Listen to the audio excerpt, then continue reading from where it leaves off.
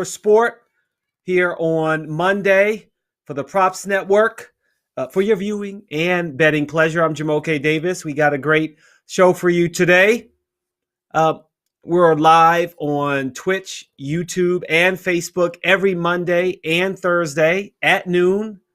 And of course, also, if you're not watching us live, then you maybe are listening as a podcast, and we appreciate that as well. We are going to get into the NFL playoffs, recap the wild card games, and look ahead to the divisional playoff futures. Bo knows college football. Will we have a college football game tonight? I assume it's still on. I believe it's still on. But at the same time, I have heard about them being a little unsure about how the game will be played, or how well it's going to be. We'll see how that goes. Bo knows college basketball as well.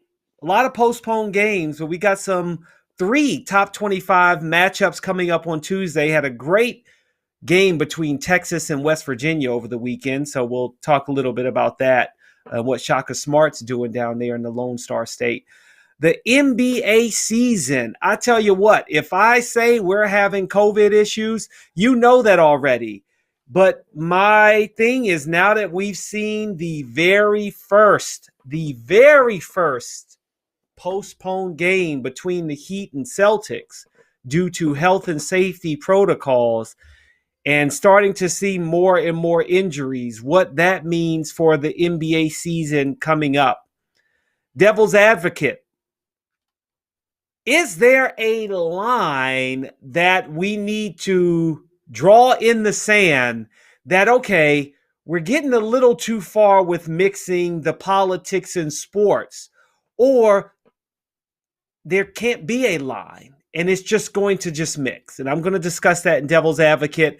And as I was following up on the FA Cup over across the pond, there are a number of players that came out of nowhere. You know, you want to talk about the Washington football team having Taylor Hinkie, a student at Old Dominion taking online classes, and then all of a sudden he's the starting quarterback for the Washington football team. Well, there were some wild things happening in the FA Cup that, sports you may not care about, but we're going to talk about it. But first, let's start with the NFL wild card weekend. And Bo and I, as before we went on live, my household is disappointed. Bo, I don't know what you jumped on there, then you went off. Bo, the Steelers and the Washington football team go down. So at least in terms of appointment viewing for watching your team, it's over in our house. But I'm still going to enjoy the playoffs. How about you? Let's get some sound going there. I have to say, when they first announced the change to the wildcard format, I was a little hesitant. I think that maybe this season especially, I thought there were 2 teams, at least in the AFC, maybe less so in the NFC, that had kind of earned that bye. And I think losing that second team that has a bye has hurt the league a little bit. But I love the 2 straight days of 3 games back to back to back. I thought the wild card expansion went really well. I thought all the games were competitive. Even the worst game of the weekend, arguably the Saints-Chicago game, that was entertaining. It was a really good defensive first half. The Saints kind of pulled away down the end there. But I thought that, for the NFL, for everything that they've gone through with expanding the playoffs, I thought it went really well this first season. I wouldn't be surprised if we see this going forward. There's been a lot of talk the last couple of years about expanding the season. I think that this is better than expanding the season to a week 18 or whatever. If you want to find a way to work in another bye, I think that'd be great. But overall, I'm a pretty big fan. And yeah, I am looking forward to the rest of these playoffs. Obviously, kind of an adjunct Steelers fan at this point, having lived in Pittsburgh for 3.5 years now. So a little bit disappointed. I almost felt guilty. It felt like every time I switched the radio back onto the Steelers game while driving back last night on the road, it felt like I was listening to another Ben Roethlisberger pick the second I changed that radio. So I almost feel a little guilty, almost a little responsible. But I mean, that was a mess. But I will say I'm excited for some of these matchups going forward. I think there's a lot of good games to look forward to. So the funny thing that we didn't talk about, we both were on the highway, probably around the same, hours apart. I got home from DC right as the game was starting. And I was about an hour or two behind you. An hour, right. As soon as the start of the game, first 14 seconds, the bad snap and the touchdown, my wife was like, all right. And then it was 14, like, nope, maybe I know, the jinx. I'm watching. I can't watch. And she was like, I'm done. Not that she gave up on the team, but the same thing you're talking about. She felt like she was jinxing the team. I got to turn it off. Let's see where the game goes. And we turn it back on in the second quarter. I watched a little bit more than she did, but when the game started that way, you immediately say, this isn't Steelers night. It's just not Steelers night. It was sad. It really was sad. And to see Cleveland play, they got out to a 28-0 lead. At one point, did you feel like it was over? Because when it was 21-0, I was like, okay. 28, I was like, that's tough, especially when Ben Roethlisberger was turning the ball over. Yeah, I mean, there is a very specific point where I because I got home right around halftime, and I was able to get it on the TV at that point. And I think when I saw Tomlin punt from the Cleveland 40 on like 4th and 2, instead of going for it, they had started to claw back in that game. I think they'd put up 17 at that point. They'd gotten it to a 2-possession game. And I think it was right then when they punted, tried to play the field position instead of being aggressive and trying to make a move and cut into that lead even more. That was when I was like, okay, maybe this isn't happening. Maybe this is just a little bit out of reach here. Because for Cleveland, if they had gotten that 4th down, every fan and the players would have said, uh-oh, here we go again, especially when you didn't have the head coach, Kevin Stefanski, on the sideline. Like, this was the wildest game that I can remember, not so much under COVID times, but just in general, where it's like everything was set up for Cleveland to not win. And the fact that they found a way to win is hats off to them. That's all you can say. Going to the other game, the Ravens get down 10-0. They end up winning 2013. Lamar Jackson gets the monkey off of his back. What did you think of that game? How exciting was it? And my thing for me was, I like Travis Henry, but I really want to – what'd I say? Derrick Henry. Oh, I said Travis. Okay, yeah, Derrick Henry, my bad. I like him as a running back. I like his season, but I want to see more Lamar Jackson. Now we get to do that.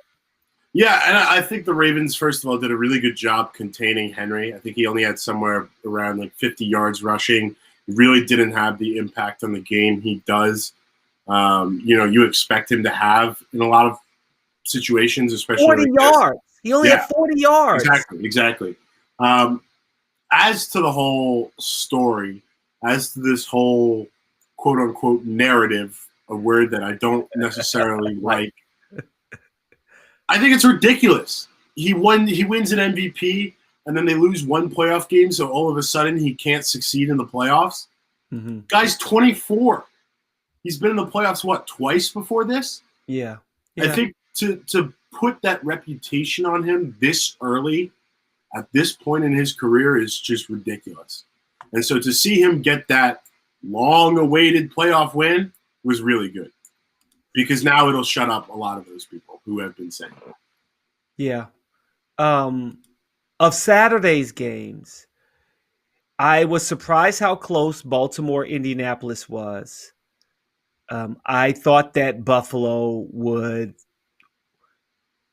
basically keep that momentum from the end of the regular season. It was just such a dominating performance out of them to end the season that I was more impressed with Indianapolis to go into Buffalo and keep it as close as they did.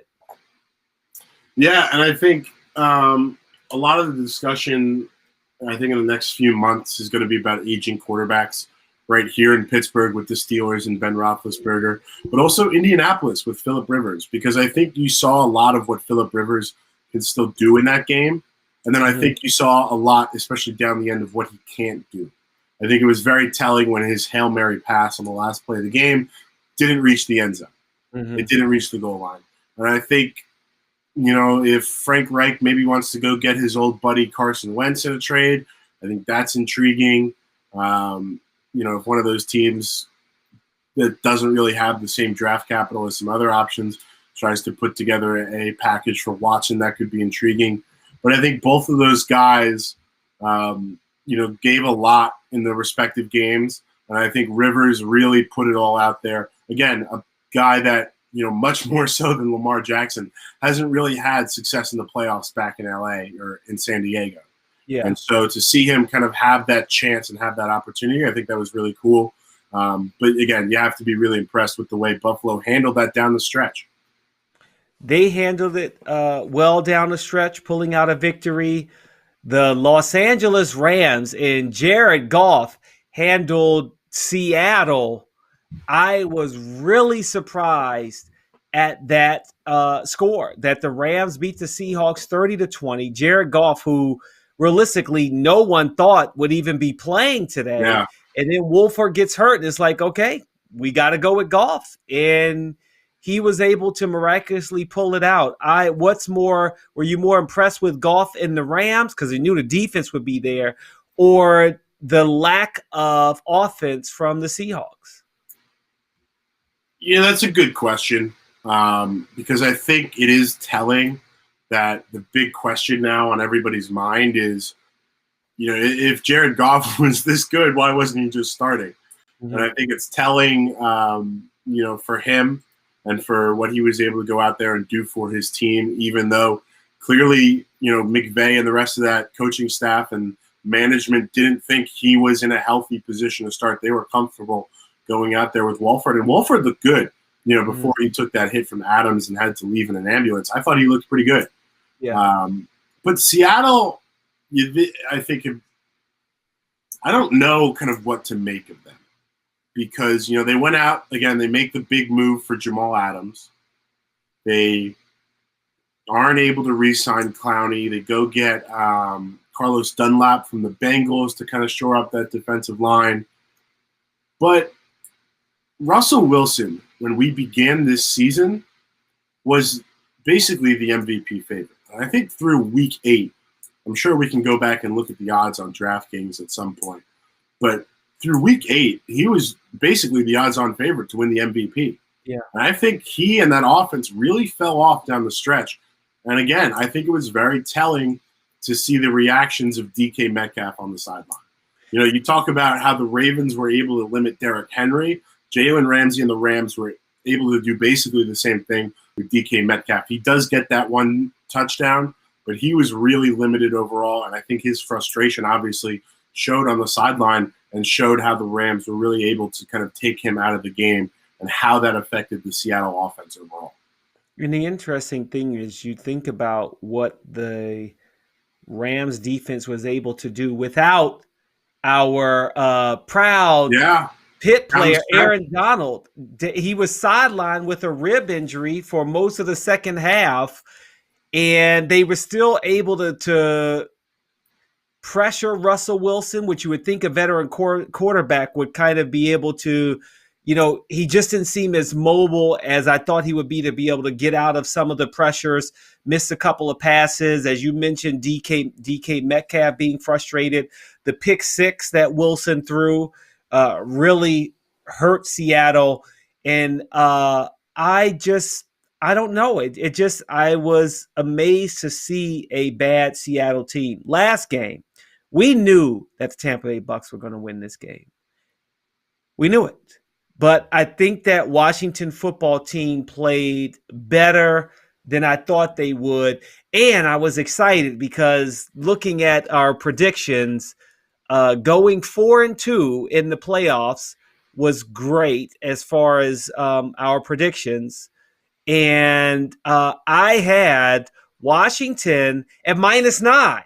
So I Yeah. get the win there, right? Yeah, I think you held out just long enough. I think they jumped to that was interesting. That was because they jumped to like -7 right around, and then they announced that Smith wasn't active and Heineke would be starting. And I think it jumped all the way back down to -9 for the Buccaneers. So you got some good value there. And I mean, as a Washington football team fan, how do you assess Taylor Heineke? I mean, is this a guy that you want starting at the beginning of next season? No, I don't think so. That's simple. The the the reason why, and I'll get to it also later in the show about if that I'm torn, but I also feel like this is you ever see the video on Twitter? There's this one guy who every year he posts a video. He buys every Washington football team quarterback's jersey. The number of jerseys that he has is ridiculous. We have got to reach a point where we're not just settling for, oh, he had a couple of good games. No, I would rather us find a way to get a Matthew Stafford, get a quality quarterback in here versus someone who most teams don't have a book on him. I was even tired during the game how they were like, oh, he actually was backing up Tom Brady. And so he learned from Tom Brady. Tom Brady wasn't even looking for the dude after the game. The kid was like, oh, where's Tom? Where's Tom? And Tom was just like, oh, yeah, whatever. No, this guy, let's not act like he studied under Tom Brady and he's the second coming. He can go back to Old Dominion. We made it through the playoffs. Go back to school. Maybe he could be a backup. But no, I think we need to not lose focus of we need a starting quarterback, assuming Alex Smith doesn't say I want to come back, because his record, barring his injuries, was pretty good when he was actually starting. What was he, 5-1? Something like that. So I don't like it. I just don't want to see it. I just don't want to see it. But I am proud of Washington football team for even doing what they did. Let's look ahead. What are your thoughts on the early matchups? And we don't have to go into detail because I know that we're going to do that on Thursday. I would like to say one other thing. Did you watch the Nickelodeon version of the Saints Bears game? I did not. What? Because that was like right around when I left. That was made for me. Doing my crazy play-by-play. What? I mean, I was able to experience it vicariously through the Twitter memes and everything that I've seen on the internet. I'm going to go back on YouTube and see if I can find like clips of it. Yeah. But I mean, I think all we need to know about that is Mitchell Trubisky winning, what was it, MVP? Yeah. I thought it was neat. That's the future of America right there. They want to find a way to get the young fans to watch it. I liked it. I wish that I could have been doing the play-by-play. It was like although I would take any play-by-play job, but I just enjoyed that kind of game and appealing to the young kids. And the only thing is I feel like there were times where they got a little too technical in the way they were calling the game, that I think that the lingo should have been brought down to a kid's level if you're doing it on Nickelodeon. That's my only thing. But that being said, we've got the next round of games coming up.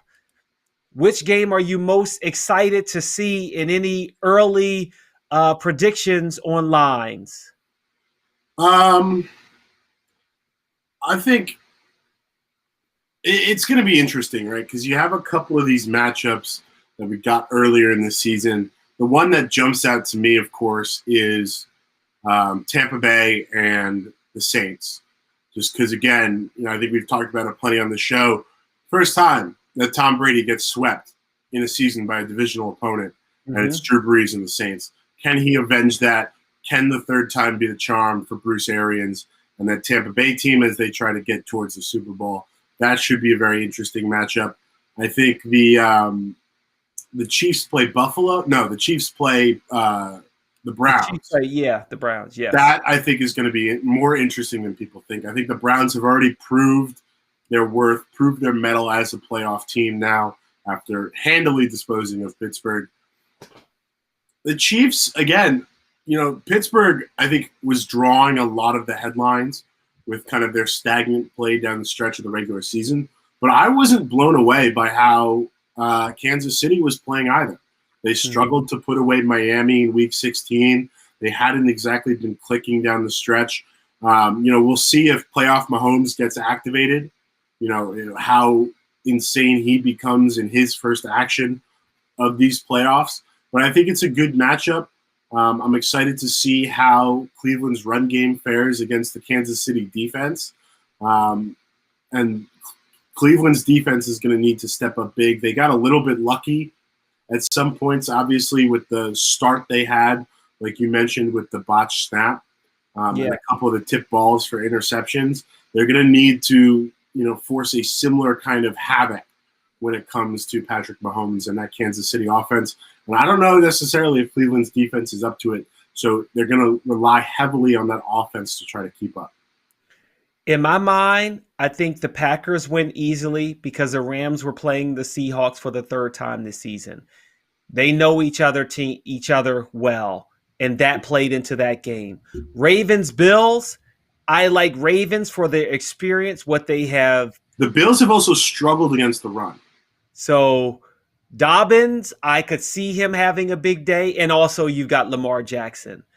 Cleveland Browns, I think, again, to your point, they got lucky to start the game, and that already put Pittsburgh, already they almost had to throw their game plan out the window because no one expected that.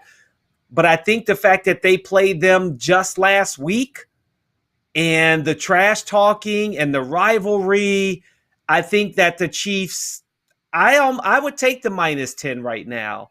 But that's not my official pick. And I love seeing Bucs Saints again. I mean, it was a game to start the season, to kick off the NFL season.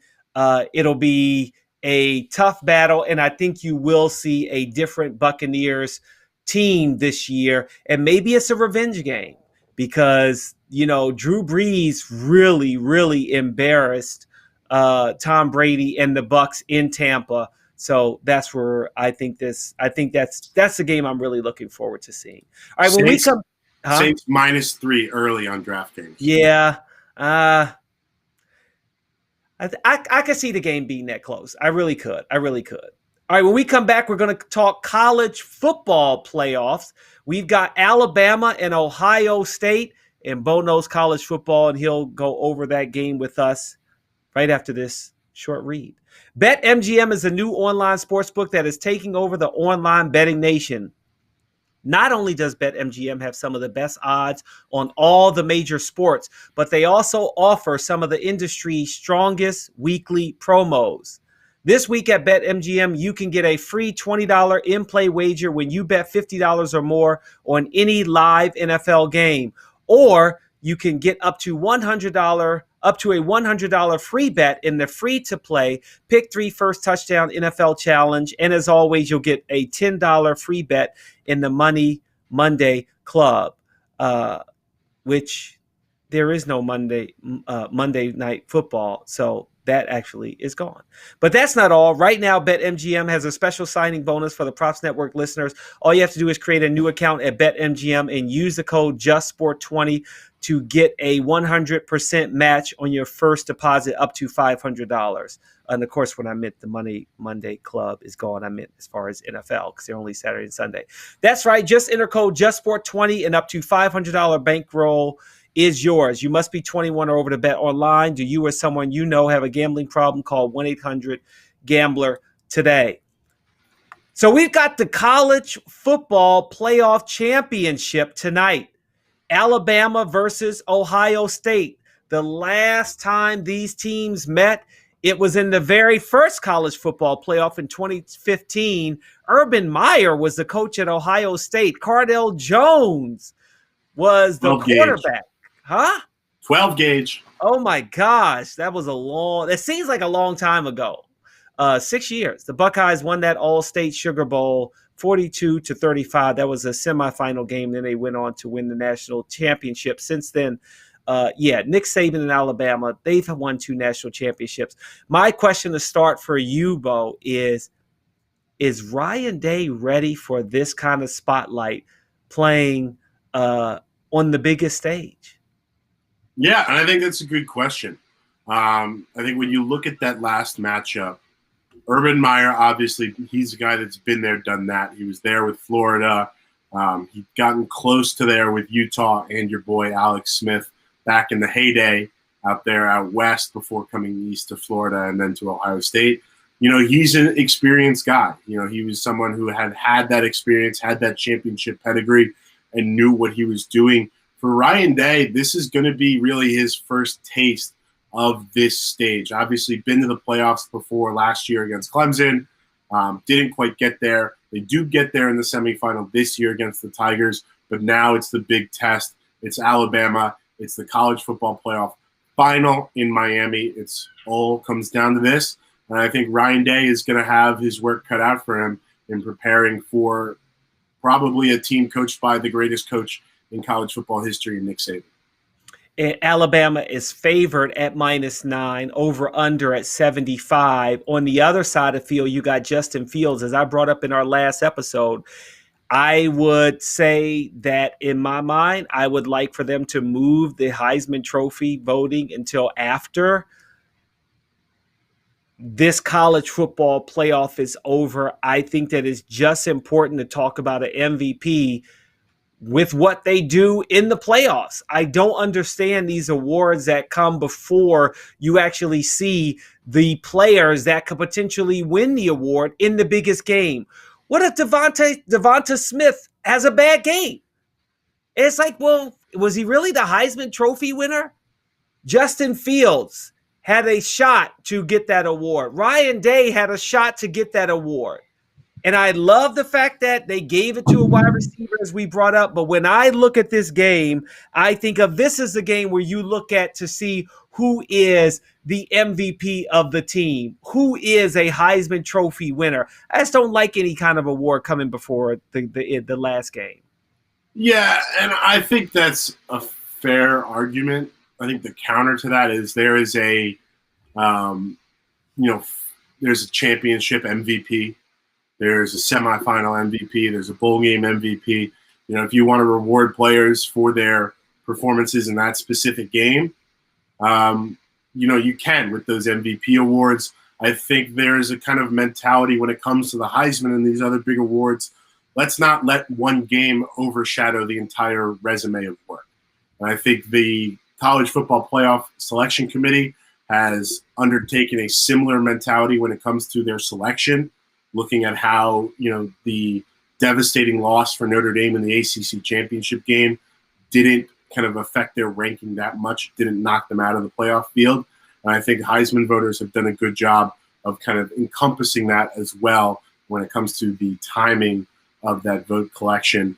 And, when you talk about the odds for this game, when you talk about, looking forward to some of the player props individually, it's pretty even so far for the odds. Like you mentioned, Ohio State +9, they're getting 47% of the handle on DraftKings, 57% on the under at 75. That big number on this stage in this championship game, scaring a lot of bettors off. I said it on Twitter last week. I'm going to stick by it here. Over 75. Jalen Waddle is questionable. He's a game-time decision. Ohio State had the opportunity to light up Alabama, and Alabama is going to be able to keep pace easily. I love the over in this game. 75 doesn't scare me at all. At all. The money line, -315 for Alabama, +240 for Ohio State. That handle, 59% taking the money line for Alabama. And the percentage of bets, 56% are going to Alabama at that money line. Alabama is 8-4 against the spread on the season. Ohio State is 4-3 against the spread on the season. Do you even pay attention to that when you think about this game? And the reason I bring that up, one of my reasons for picking, going up a level in the NFL, picking the Steelers to beat the Browns was because of that track record. I think it was 3-17-1 over the last 20 that doesn't make sense. I guess it was 3-16-1 over the last 20 games, playoffs and regular season between those two teams. But when I was watching the game, I was like, why did I even think about that? Who cares? We're talking about something that was, 5, 6, 10 years ago. Like playoffs. Like, no, let's just look at this individual game and not think about what they've done in the past with the spread, et cetera, et cetera, et cetera. And I think that is the mentality, especially because when you think about it, when was the last time Alabama faced a spread that was under 10 points? Yeah, very true. Let's look at some of – go ahead. Were you going to say something? I was going to say, you want to take a look at some of these individual player props? That's exactly where I was going. I'm glad we're on the same page. Let's see here. Mac Jones, total passing yards, over 380.5 or under 380.5.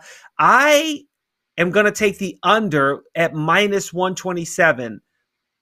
83% of the handle on DraftKings is with you there. That's a big number for a national championship game.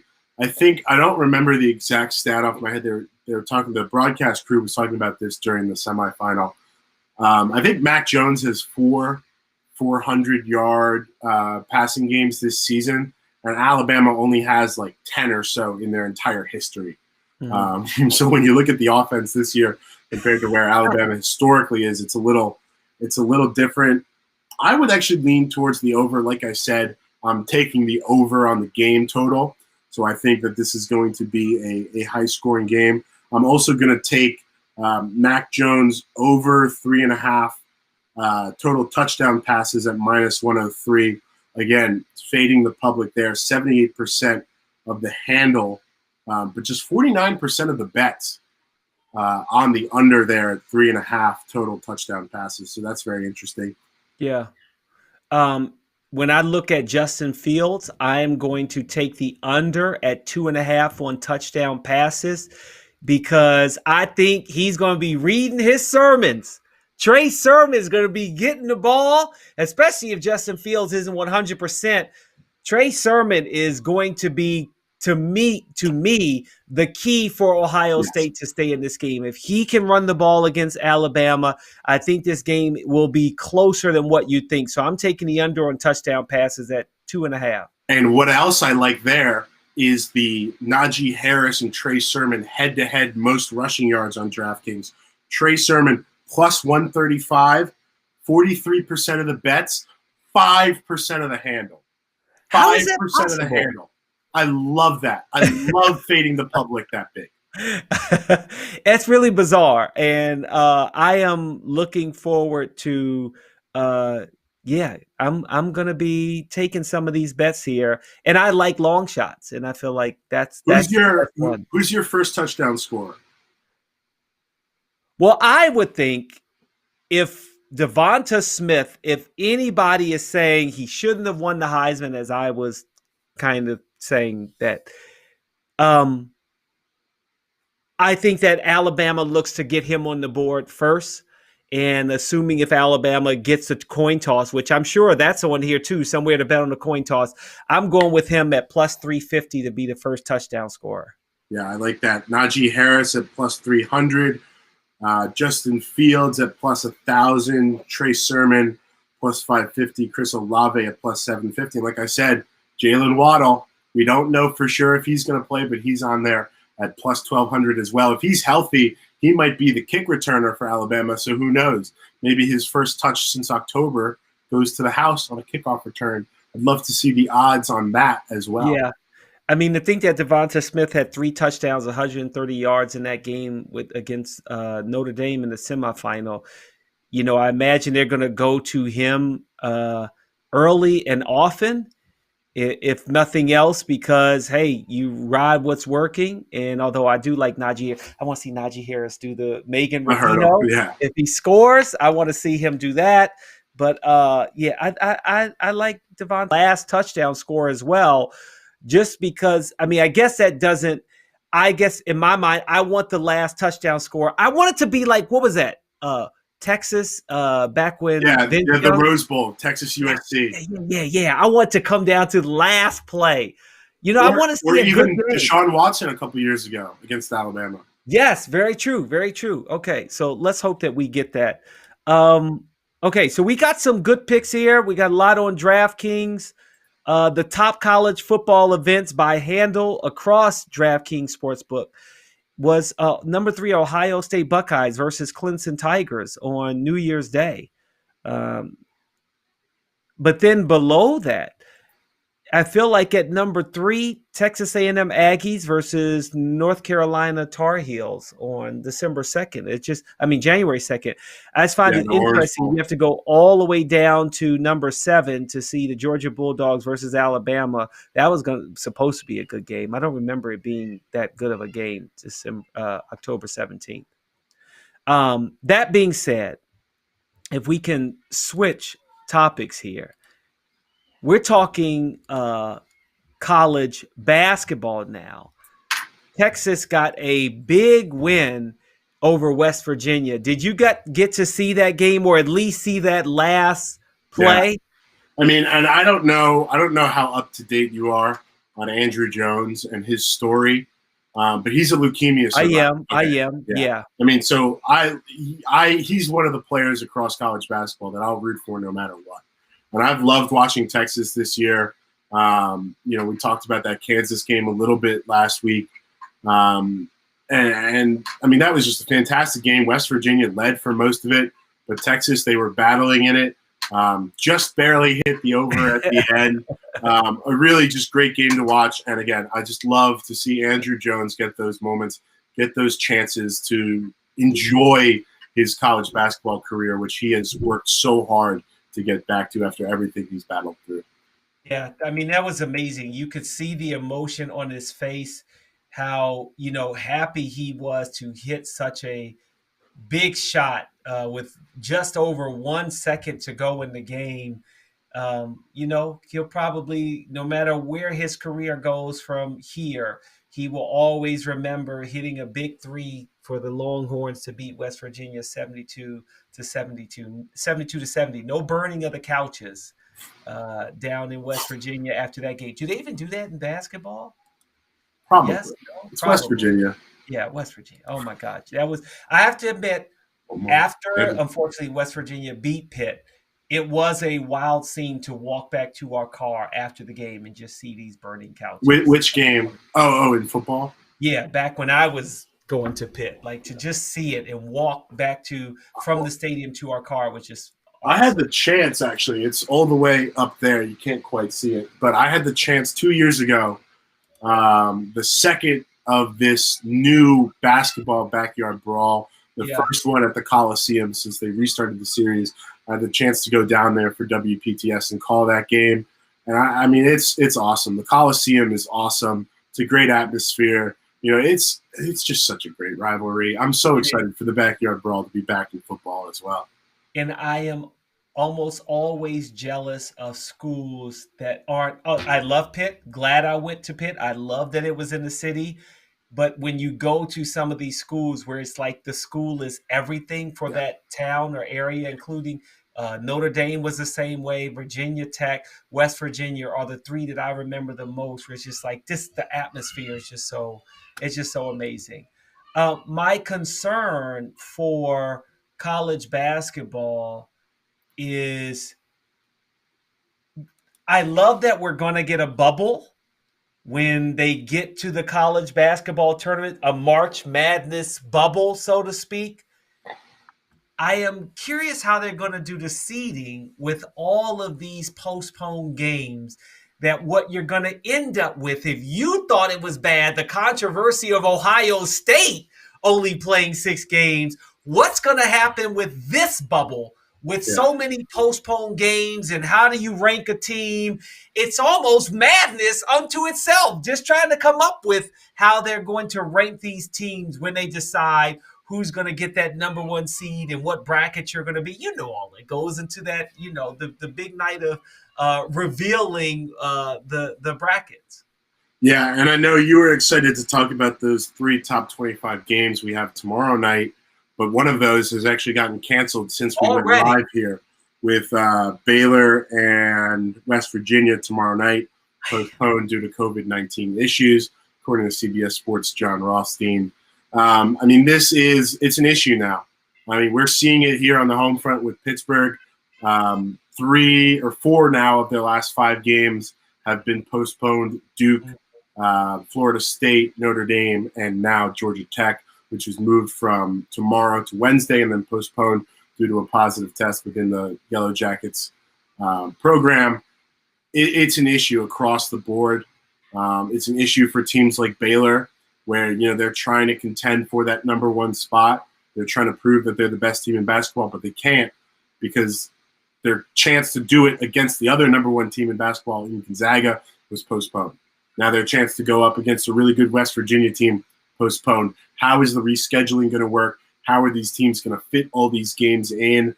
Are they going to reschedule every game that they've lost? And if they don't, again, like you mentioned with Ohio State in the college football playoff, how is the selection committee going to rank, going to judge different schedules and different amounts of games played?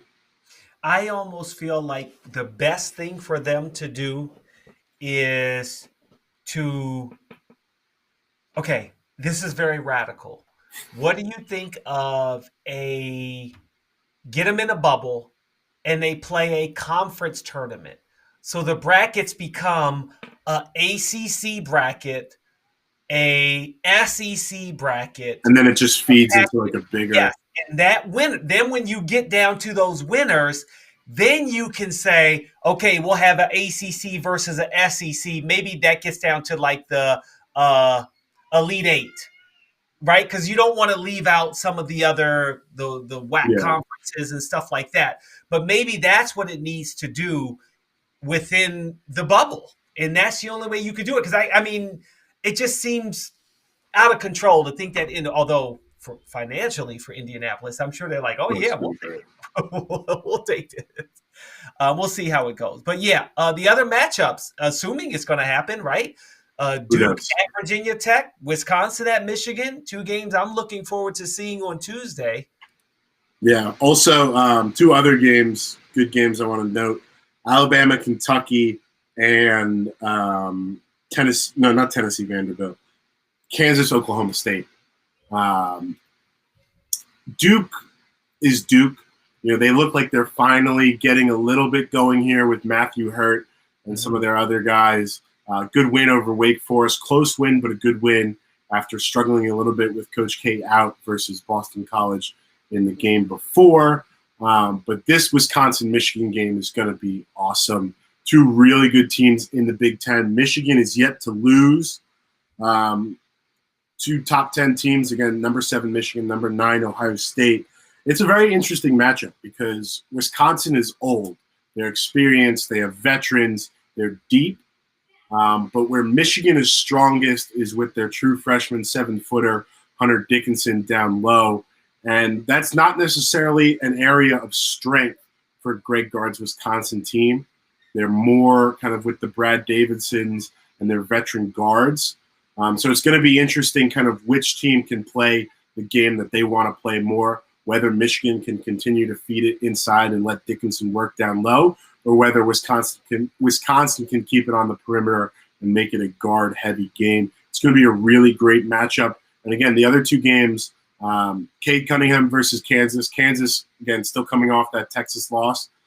They need to bounce back and prove that they're still cream of the crop in the Big 12. Again, really deep conference. Cade Cunningham versus Kansas should be fun. And Kentucky finally hitting their stride. A couple wins for them in the SEC in a row. Good win over Florida last time out. They get the transfer from West Virginia, Oscar Tshiebwe, who left the Mountaineers program. He goes to play for Coach Cal and the Cats. big game for them against Alabama, another good contender in the SEC. It's going to be a great night of basketball, assuming They all play. Knock on wood here. knock on wood. Thanks, Bo. Of course. Thank you. All right, as we look, we're going to shift to the National Basketball Association, but I first want to say thank you very much for what we're doing here at the Props Network. We're new, we're growing, and we've got some great content for you that I hope you have enjoyed as a podcast or watching on the live stream. We've got the Walk On with Joe Walkowski, as well as NBA picks and props with Dexter Henry and the guys, talking a National Basketball Association. What we are doing at the Props Network is growing a new network around sports betting. And if you go to propsnetwork.com, the offerings there for looking at odds and futures, live odds and future comparison as well. We're giving you a lot content and betting statistics, even for the newbies out there, some instructions on how to bet.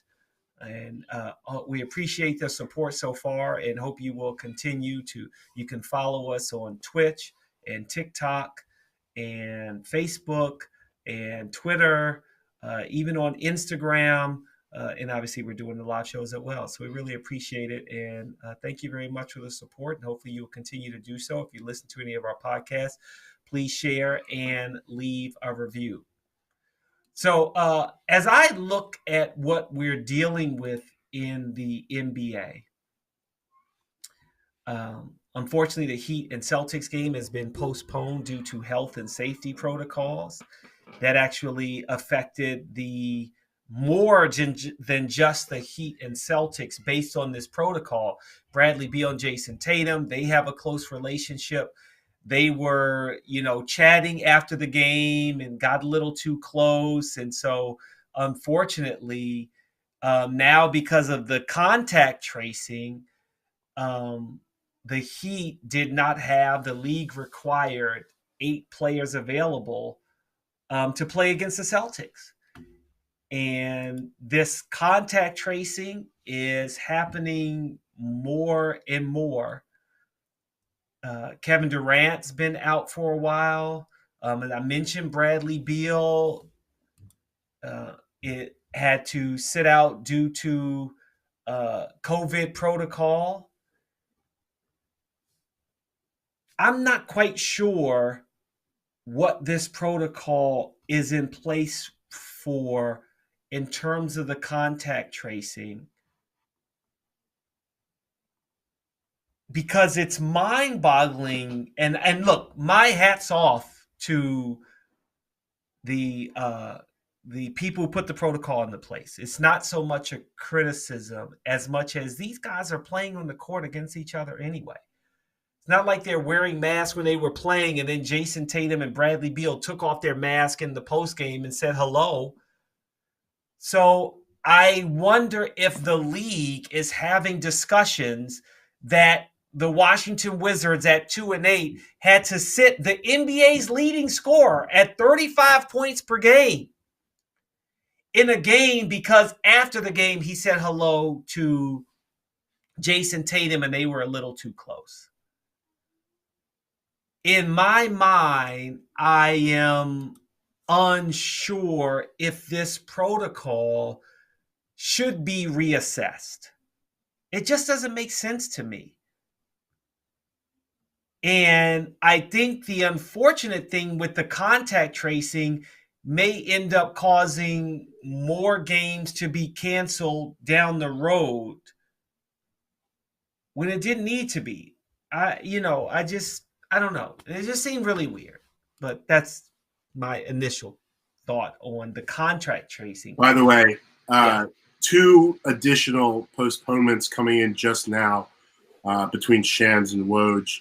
Mavericks and Pelicans tonight, and then Celtics Bulls tomorrow night after the Mavericks shut down their facility on Sunday due to Maxi Kleber's positive and a couple other contact tracing issues. Thank you, Bo. To my point, positive corona tests are one thing, and you should be postponing games. But I think the contact tracing needs to be reassessed. And we're going to, as we are with every sport, which miraculously, correct me if I'm wrong, Bo, the NFL made it through a season. They played every single game. Yeah? Yes. Right? It wasn't always timely. You go back to that Pittsburgh Steelers matchup that was played on Wednesday or whatever it was. Yeah, it was Wednesday. Yeah. And then the Ravens had to play the next Tuesday and the Steelers had to play the next Monday. But yes, they did play every single game. And just to clarify, the Mavs game is postponed because they cannot, due to contact tracing, like you said, they won't have the 8 necessary players they need. In my mind, I just don't understand how this season is going to get maybe even beyond 50 games unless they rework the contact tracing. If you have a positive test, yes.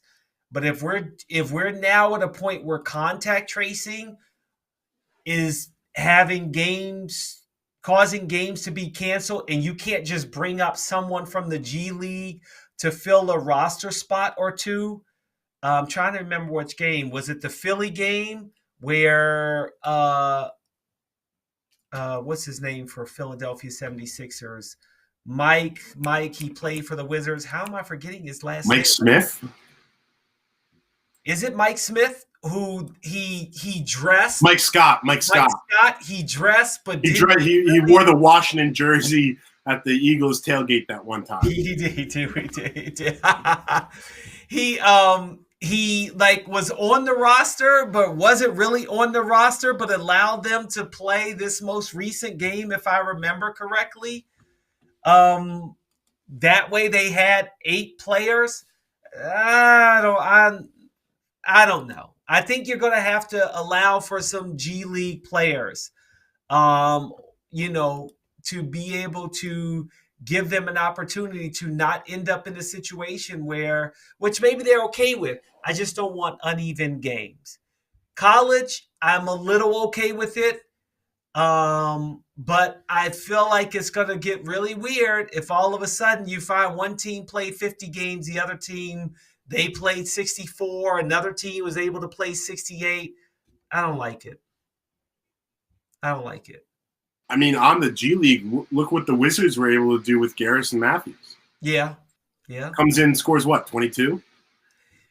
If you've got the talent on your team, you should be able to bring them up and then play the game. That's my thing. If you got them, bring them up. I think that the canceling of games is a slippery slope, and I hope that over the course of the next 24 to 48 hours, you're going to see something new in place as NBA.com is now put on the website saying it is official, because the Mavericks will be down 2 starters and a key bench player. Okay, bring somebody up. Bring them up. Let's play the game. Because I'm really worried about that. Okay. I really didn't want to talk futures. I didn't want to talk futures in the NBA. I can't keep doing that every week. After this read, I'm going to be talking about sports and politics, and have we gone too far with bleeding them together? Some personal I'm going to share my personal feelings about it, but I also, Bo, I'd like for you to chime in, but I'm curious, as this is more of a question. But before I do that, I got to read. ThePropsNetwork.com is a place where bets begin. No, the Props Network isn't a sports book. It's where smart bettors and new players go before the sports book. So I should have said the Props Network is a place where bets begin. Why? Because the Props Network has a few things that all bettors need: exclusive sign-up bonuses, reporting on weekly promos, free betting picks, and live odds comparisons for every game. Every game. A visit to thepropsnetwork.com before placing a bet guarantees that you'll be wagering with the best available bonus and getting the biggest possible payout if your bets hit, or if your bet hits. But the Props Network isn't just another bonus site. We've also got great content. Follow the Props Network on social media, YouTube, and Twitch for updates all week from me on Just for Sport and the rest of the Props Network team. Get ready to bet with the Props Network today. You must be 21 or over to bet online. Do you or someone you know have a gambling problem? Call 1-800-GAMBLER today.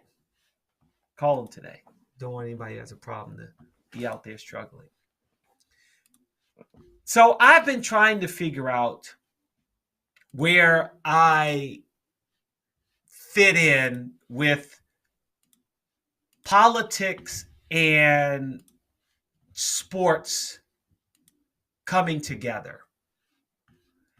And this weekend, and look, it's probably happened plenty of times before that I just didn't really, it wasn't this close that I can remember, outside of obviously following the NBA season in the bubble last year, with Black Lives Matter and deciding to protest games. Should we protest the bubble? What are we going to do? How do we get our voice out there? And last summer, it's not over. It's not over. But last summer was in many ways a new level of sports and politics, in my mind, coalescing. Players, teams, leagues speaking out against injustices, social injustices, racism, equality across the board. You had all of the leagues, WNBA, NBA, NFL, MLS, MLB, tennis, golf. I saw a tweet on Saturday before the Washington football team game is when the tweet came out. I didn't see it till after the game. Taylor Heinicke, the quarterback for the Washington football team, is a known supporter of President Donald Trump. And someone was joking online, well, if he gets Washington football team to the Super Bowl, I'll walk him into the Capitol. We can storm the Capitol together. I don't care about politics if he gets the Washington football team to the Super Bowl. I think that it's made it a very tough time for all of us to be able to decide where we draw the line. And to Bo's point, when he asked me if I'm okay, if I would like to see Taylor Heinicke as a starting quarterback for the Washington football team, first and foremost, I'd say even if I didn't know about these tweets, I would say no, because to me, he's a Band-Aid. I don't see him as a starting. We didn't even want Kirk Cousins. Then we shouldn't want Heinicke. Well, some of us didn't want Kirk Cousins. Some of us didn't want RG3. But then today I see that the PGA of America is not going to be having any of their events. They're going to relocate the 2022 PGA Championship, which was supposed to be played at the Trump National Golf Club, Bedminster. They're taking it away. The quote from Jim Richardson, the president of PGA of America, in a statement on Sunday said, the PGA of America Board of Directors voted tonight to exercise the right to terminate the agreement to play the 2022 PGA Championship at Trump Bedminster. It has become clear that conducting the PGA Championship at Trump Bedminster would be detrimental to the PGA of America brand and will put at risk the PGA's ability to deliver on many programs and to sustain the longevity of our mission, unquote. Seth Wall, the CEO of the PGA of America, said, quote, we find ourselves in a political situation not of our making, where fiduciaries for our members, for the game, for our mission, and for our brand, and how do we best protect that? Our feeling was, given the tragic events of Wednesday, that we could no longer hold it at Bedminster. The damage could have been irreparable. The only real course of action was to leave. People, there is no going back. Politics has now been to see the PGA do this, we're not going any other direction. You think about Tommy Smith and John Carlos in the 1968 Olympics and what they went through in losing their careers, and the controversy that was caused by it. Not so much losing their careers, but just what happened when they raised their fists on the medal stand, protesting racial inequality. Well, now the U.S. Olympic and Paralympic Committee will not punish athletes for protesting at the Olympics. They're going to allow athletes to be able to, on their platforms, wearing the American uniform, to be able to protest. Because athletes want to see change. And it seems to be the only forum that is allowed for your platform to be able to affect change. The PGA doing this is affecting change. My thoughts on whether Taylor Heineke should be a starting quarterback for the Washington football team, Bo, now that you're joining on, he can't be the starting quarterback anymore. His career essentially may be over because these tweets now came out. Your thoughts? Yeah, I mean, I'll start with, going back to your point about John Carlos and the Olympics. I actually had the opportunity through one of my broadcasting classes here at Pitt. The great Kevin Smith, who teaches that and runs the program, kind of set up a Zoom interview with him, the esteemed Mr. Carlos, kind of to talk about his experiences and his life and everything that he's been through.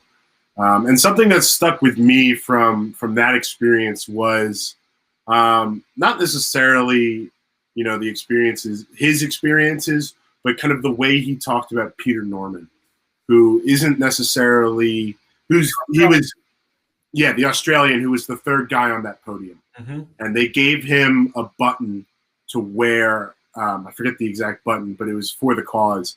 And he was completely ostracized in Australia because of, he didn't have his fist raised, but simply by being on the platform, by wearing that button and being associated with the protest, he was completely ostracized from the Australian Olympic Committee, from the Australian track team, from everything that he had achieved. At one point, a world record holder. And Carlos and they were his pallbearers when he died. And so, those men maintained a very close friendship. So I think that was a very powerful example.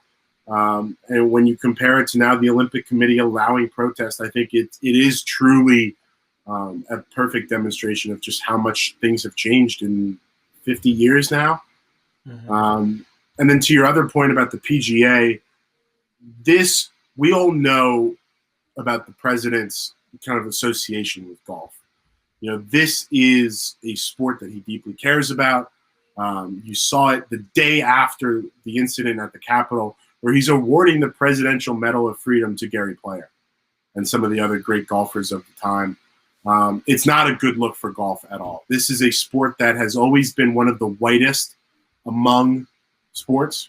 When you look at the composition of the PGA Tour, when you look at the politics of some of its most notable players, when you look at the fact that the 2020 U.S. Open champion had Trump Golf as a sponsor on his bag when he won that event, I think the PGA coming out and separating itself from the 2022 tournament in Bedminster, it needed to happen, and it needed to happen now. It seems like from some of the reporting we've heard since this in the past week, basically was that the PGA was waiting until after the inauguration, that they wanted to kind of just wait for things to kind of settle down. They didn't want to basically poke the bear when he still had control of the IRS, is the general kind of reporting that's come out. But I think it shows, the fact that they moved this up and they announced it last night. I think it shows kind of the urgency that they feel and kind of the pressure that's now being put on them, which again, like you said, I think it's right. I think it's good. And I think it's needed. And then going back to what you just asked, what do we do about, a player like Taylor Heineke who, at a certain point is entitled to his own opinion. But what do you do when that opinion is so demeaning to your teammates, so demeaning to many of your fans, especially in the Washington area, and the overwhelming number of Black people in the district that support that team and that root for that team and that have given that team years of their life and their support and their passion, despite being basically spit on in the face by Daniel Snyder, the owner, and everything that team stands for. Mm-hmm. How do you compare those two? How do you complement those two? And I think you're right. I think we are going to get to a point where it's just not going to happen. You are going to have to think of your brand as a kid. My little sons have to think of their brand and what they put on social media. I mean, obviously I have to think about it too, but it's just this level of everything you do. It's not Big Brother watching. It's the internet watching. Because you can think, oh, nobody's paying attention to me. And G Money Man said, I'm glad. G Money Man, if you can say what you're referring to, what you're glad about, I would appreciate it so that we can, include your thoughts a little bit further into the conversation. It's a thing that it's unfortunate where we are with sports. Everybody has a right to their opinion. And I'm sure there are people on the other side that are going to say, well, I don't like the Black Lives Matter, so I'm not going to support. I mean, obviously, we know what happened to Colin Kaepernick with kneeling, that this is it. This is it. If you are not for humanity as a people, if you are willing to say that I am better as a race than your race, if you are, supporting someone that believes that, you're in trouble. This isn't, and shut up and dribble, that's way past now. Oh yeah. No one's shutting up. And they are going to dribble and dribble and dribble and dribble. And sports, it seems to me, is the best platform for it. As I brought up some time ago, actors, they don't have someone interviewing them every day or after every game. But I can't think of anyone else on a bigger platform outside of a politician. Yes. I mean, even someone like an Elon Musk or whatever, I feel like sports is just the most generic platform in terms of you can walk down the street and you'll see someone who's into sports, but maybe someone isn't into politics. I don't know. It just seems like it's the one platform that everyone kind of hears about. And I have to recognize that maybe it's because I follow sports that I think that. But it's over. The way we knew it for you to kind of just live in your bubble, it's not going to happen. And for Taylor Heineke, this may be the end of his career, especially because this stuff didn't come out until right before the game that he was a Trump supporter. And Brady apparently was in the past. I'd be curious if this affects him moving forward. I mean, what do we do about the news that apparently Trump is planning on giving the Presidential Medal of Freedom to Bill Belichick? Bill Belichick. What is Bill Belichick going to do? What does that do? Good point, Bo. Thank you for bringing that up. I should have wrote that in my notes because I did know that and almost forgot it. What is he going to do? I think for Bill Belichick, for the New England Patriots as an organization, I think they have to say, dude, you can't accept it. You got to say thanks, but no thanks, because that can affect our bottom line now. And I think we accept the fact that it affected did it really affect the 49ers bottom line or the NFL's bottom line? I'd be curious if when Colin Kaepernick and Eric Reed started kneeling and other players were kneeling, I'd be curious if it affected their bottom line. But, even today when players kneel, you still get some people booing. Even one of my soccer clubs, Millwall FC, I'm still disappointed that some of the fans were booing players that were kneeling a few weeks ago. It's tough. What do?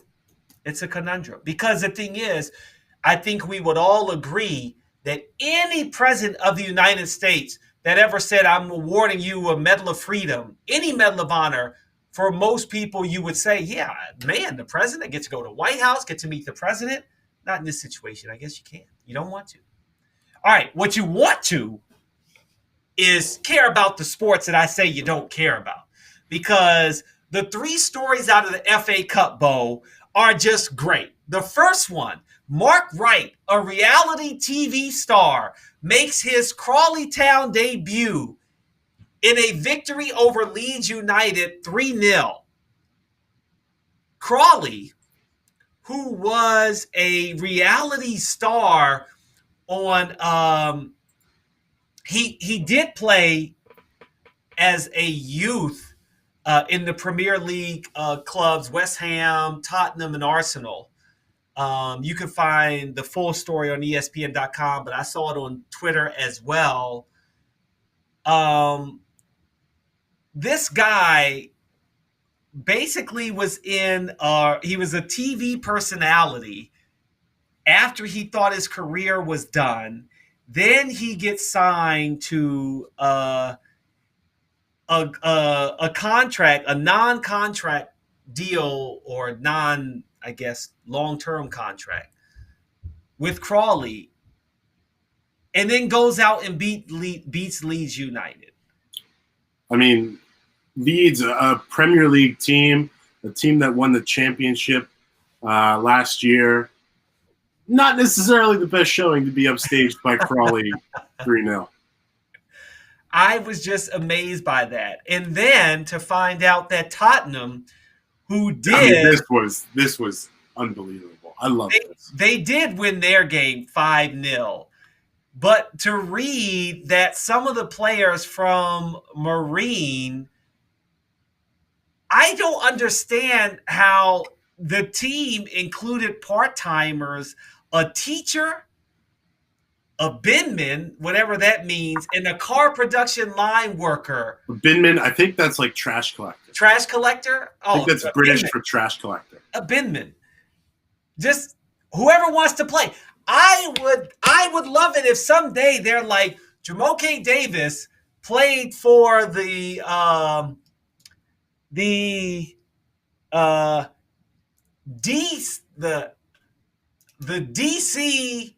geez, what am I want to say? The DC Defenders, which I'm probably taking a team name, against the Washington. That's the XFL team. What is it? What is that? That was the XFL team. XFL team. That was the XFL team against the Washington football team. What was he doing? He was hosting a sports and betting show on the Props Network before he was called up as a wide receiver and signed to a contract for one game. Like, this is crazy, but it's awesome at the same time. That was pretty cool. It is. I mean, I love the FA Cup. This is the whole point of it, where it's, any team can make it to this point, and any team has the chance to play a Premier League club like Tottenham. I mean, you look at, I think my favorite tweet from yesterday or the day before, whatever it was one person who lived next to Marine Stadium was just leaning out the window and said, "Oh, watching Gareth Bale from my window." And then Gareth Bale replied with the wave emoji. That's just it's the magic of the FA Cup. It was really fantastic.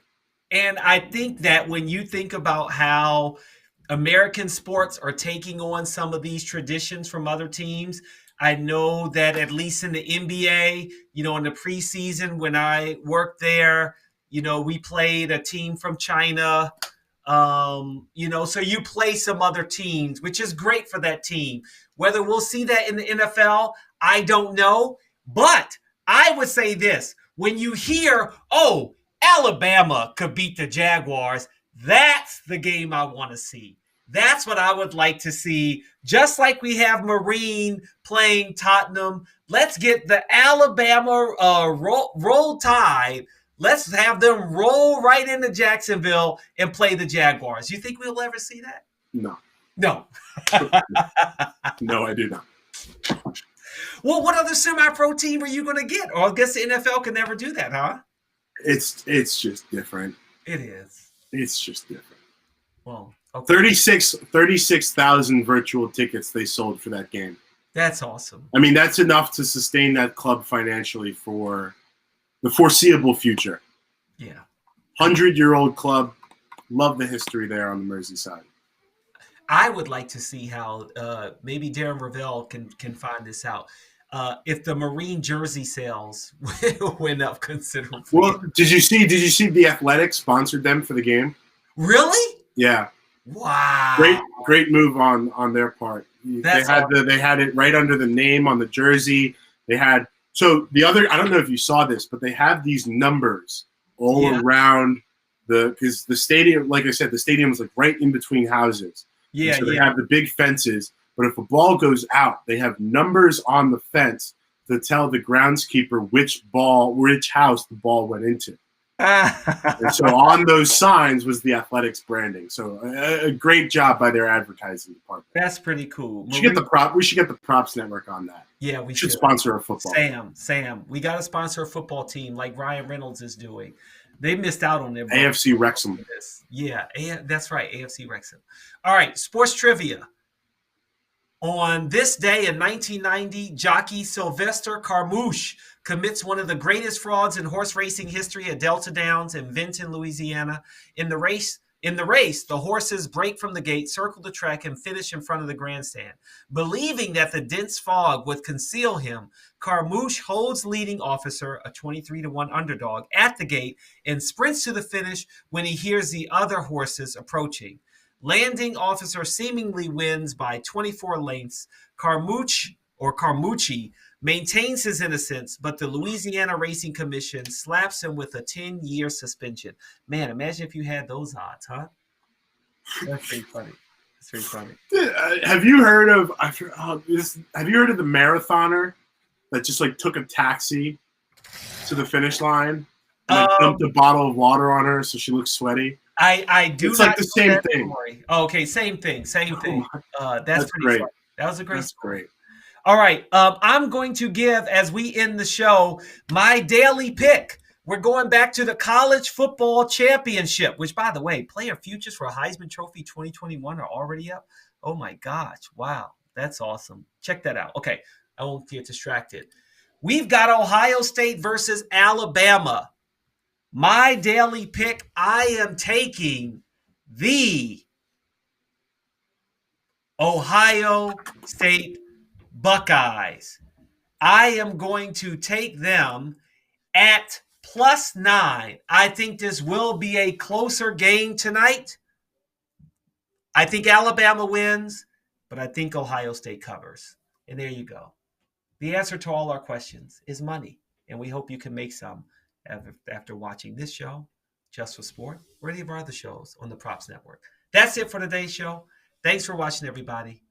Ciao for now.